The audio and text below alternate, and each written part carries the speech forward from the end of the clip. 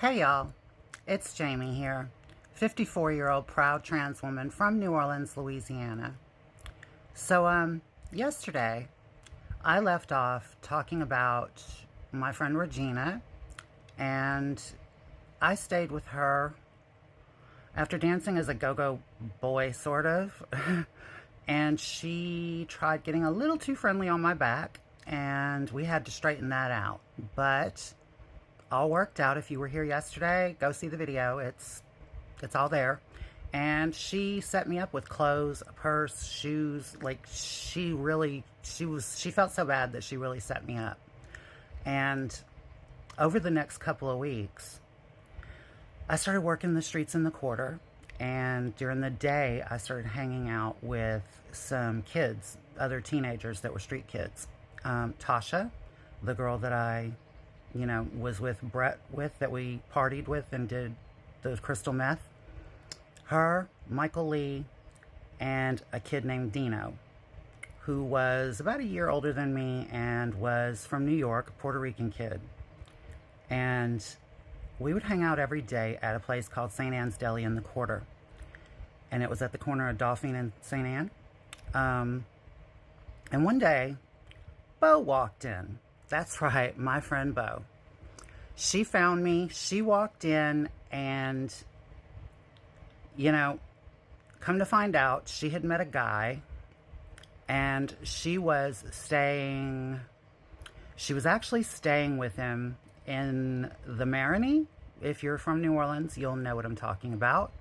And she was on Frenchman in these apartments where they had a swimming pool, which was rare for that area, and there was a big koi pond in the courtyard. Like, it was a nice little place, and she was staying there with this guy, and he was taking care of her. But she was over it. She was not happy in New Orleans, and she wanted to go back to Houston. She didn't like the whole boy thing. She wasn't happy with the guy she was seeing because he kind of liked that boy side,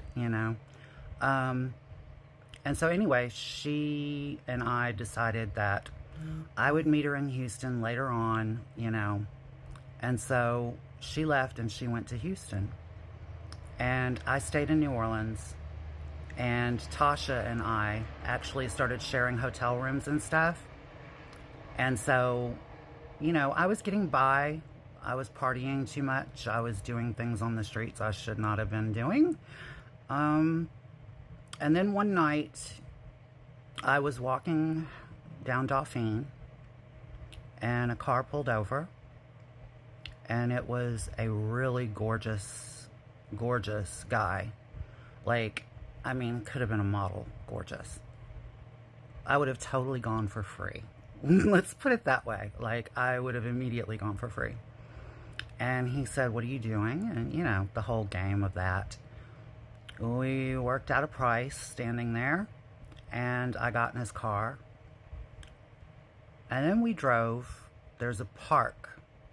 If you're familiar with New Orleans, when you leave the Marigny, there's a Elysian Fields, and there's a park by Elysian Fields.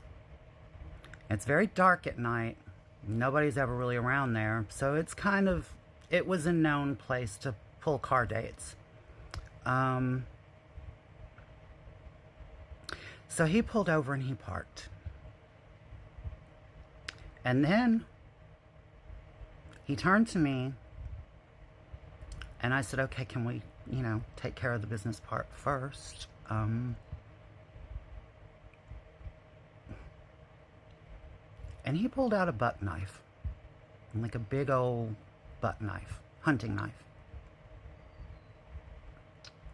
And he grabbed me. And he dragged me into the back seat of the car. And he held the knife to my throat, dragged me onto his lap, held the knife to my throat, and did what you think he did.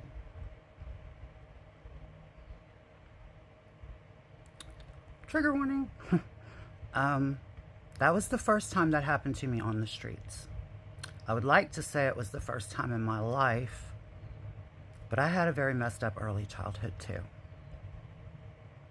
So when he was done, he started roughing me up in the car a little. And he kept my underwear, my bra, my purse, my shoes, and physically threw me onto the cement outside of his car. And then he took off with all of my shit and left me there like that.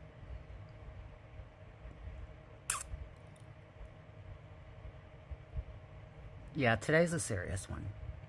So I did what I had to do, you know? And I had to replace what I lost. So, barefoot, no underwear on, I went back to Dauphine Street and I worked. And if you all want to know what happened next, I'm so grateful for all of you sticking with me and enjoying the stories and everything. And I know today's a heavy one, but thank you for sticking it out. And I will see you all tomorrow for more. Bye-bye.